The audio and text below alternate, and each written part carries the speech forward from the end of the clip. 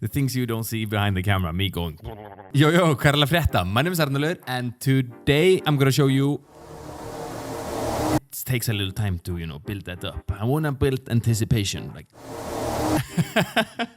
I'm basically gonna show you 6 tips on Lightroom editing for portraits.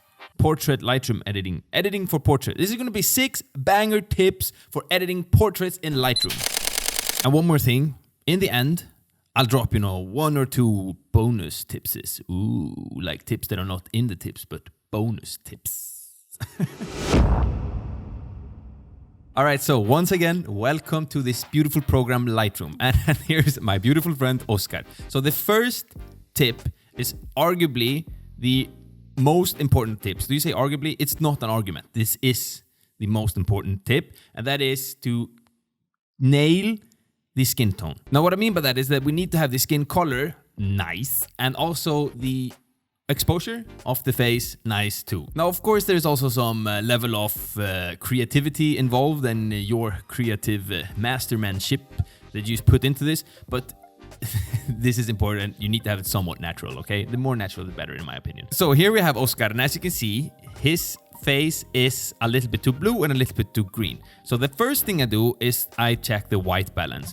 Now, you can either do it manually like this and find the tone that you like. But if you have any white reference point, like we have here on his sweater, you can take this pen here, and where you click, this is going to be the white point. So here, click, and boom, this looks so much better. Now I check if I think the exposure is nice by either dragging down the highlights. We can take the highlights a little bit down, and I would like to take the shadows a little bit up, and maybe compensate by taking whites a little bit up too, and maybe a little bit blacks down here to get some contrast back in it. Now, this is all subjective to your photo. So depending on how dark and how bright and how much you need to correct the white balance, it's going to differentiate from what you do to I do. But this is my work process. Now, once this is done, I go down to the hue, saturation, and color. And here I check if I like the hue. So you can, if you click this here, you can hover over any color that you like, and Lightroom is going to find it. So if you hover it over the skin tone, and then you do the scroll here, you can see how it scrolls up and down only on the colors that is affecting underneath this cursor that is now over the skin tones, okay? If you don't have this, I think you can do, 2 fingers on the touchpad, and you can go up and down. And here I fine tune it just a little bit, like so. I think it's good, right? And if I need to fiddle with the exposure, then we can go down to the Luma, do the same thing. And here we can mess with the Luma. We want it to be brighter or darker. For this one, I think I would like to be a little bit darker, like so. And if sometimes I need to also fiddle with the saturation, it's the same thing. Then you can take a color away from the skin or add to the skin. So that was the first tip. Adjusting the skin tones, make sure that they are nice, and I do it by white balance and then down in the hue and saturation. If you would like to know more about the hue and saturation slider, I have a whole video on it. I'll link it up here. All right, so the tip number 2 is actually a phenomenal little secret in my opinion. And it took me a little while until I realized this, that you can actually take away the tiredness. Here you can see that Oscar doesn't drink coffee. He don't drink coffee. That's why he has like a little bit of, we call this in Icelandic bøyga, where it's like tired and stuff. You can actually like do a great job in hiding this within Lightroom. If you go here to the spot removal tool, click it or click Q, and then make sure you have healing on, okay? Then you just have to paint. You can even go punch in a little bit closer. Then you can paint here, where it is, like so. And often you will have to like adjust. Now I've had it hidden, but often you might have to adjust where this goes. Then you just drag it where you like. Now here is the great part. If you press H, you hide this. So it's hiding this. Now here is the great part. Look, with the opacity, you can adjust how much you want it to be. You just want it to blend a little bit. So you don't want it to go all the way. This looks a little bit weird, but maybe around 33. This looks good. I have another photo here of my friend Stefan. And if we punch in, we can do it to him too. I'll show you here. We paint a little bit like this. And then you have, where did this land now? This is probably a nice spot for it to be. And look, with the opacity, this looks weird, but we can blend it to around 30%. And now you can see before, after. And even if it's like here, we can maybe drop this a little bit down. Before, after. The difference is subtle, but in the end, these things will make a difference. All right, so tip number 3 also involves the spot removal tool, but this time we are going to remove some blemishes and spots that people have. Maybe people have like they have like small red dots. I have like XM here, so often red here. I remove that on myself. So how you do that is super simple too. It's again the spot removal tool, and then you just punch in to find anywhere you want to remove. Now this is just a birthmark, but let's say that this were a red dot that we want to remove. You basically just click on it and Lightroom will find another place.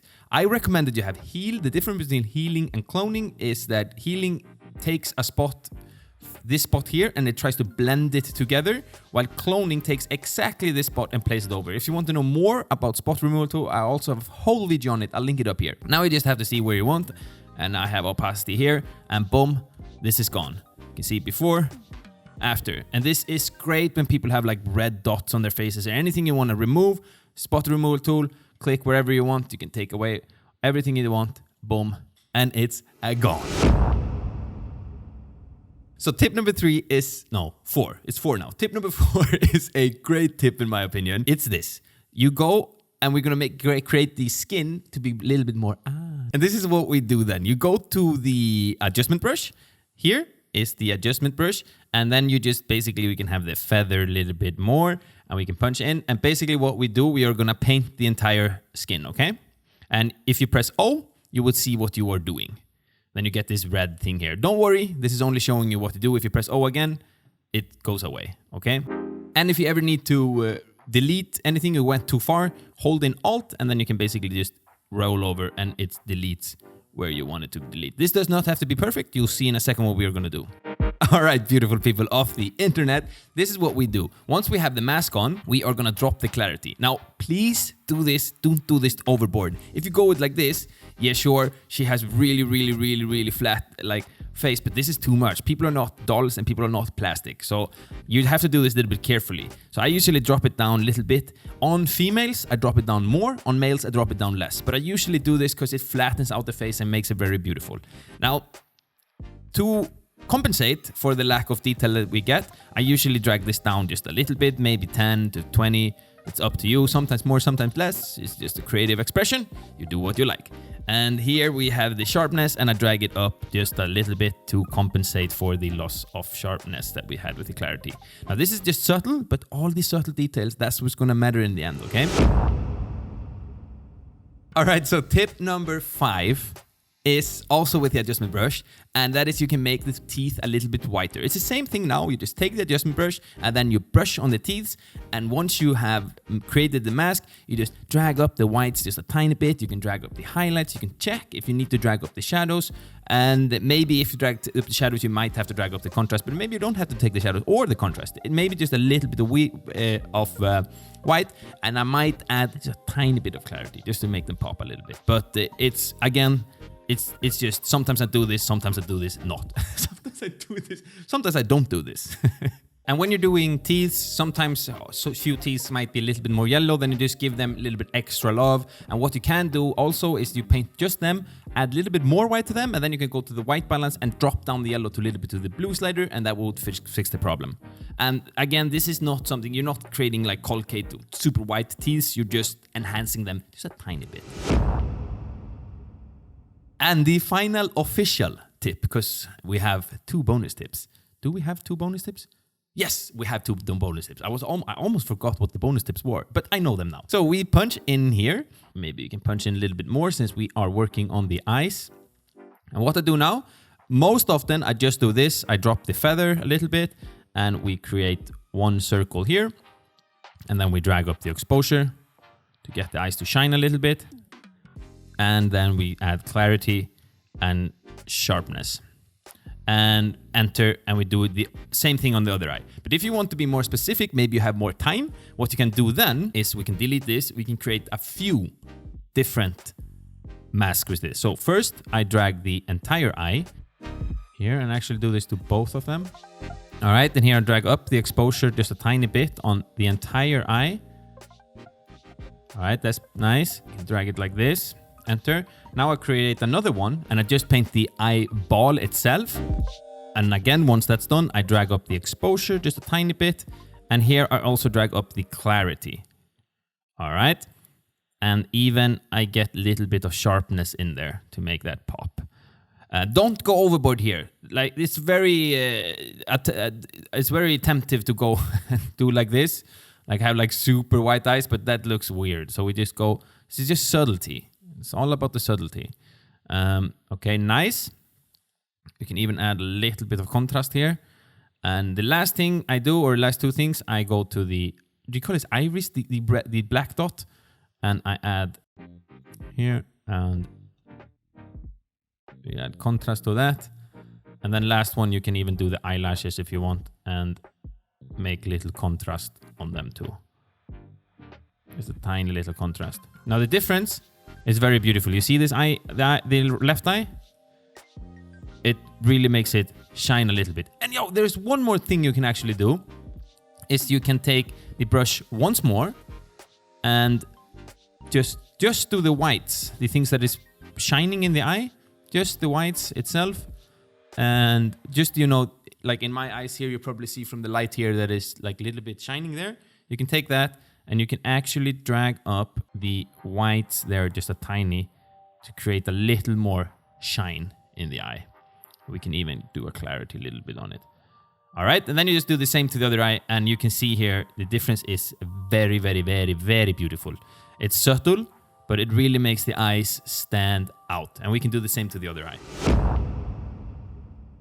All right, so these were the 6 tips that I always do when I do portrait photography, when I'm editing in Lightroom. Now, 2 bonus tips is that consider, I really like film look. And if you add grain here down in effects and add grain to your photo, I mean, maybe you won't like it, you don't like your photo to be grainy, but it really evens out the skin. You can see the skin really evens out when you add grain. So I like it a lot. So I like grainy photos. So, and you can make it more smoother, and it just really evens out the skin and makes the skin cool. So that's a nice bonus tip. Another bonus tip is that if you take the whites and you crush them here, it makes the whites not as white. And I also feel that, and also having the crushing the shadows, dragging them up, both of this is too much, but both of these tips, because the whites are not very, very white, all the shininess that comes on a photo, if you're not in a studio, you don't control the light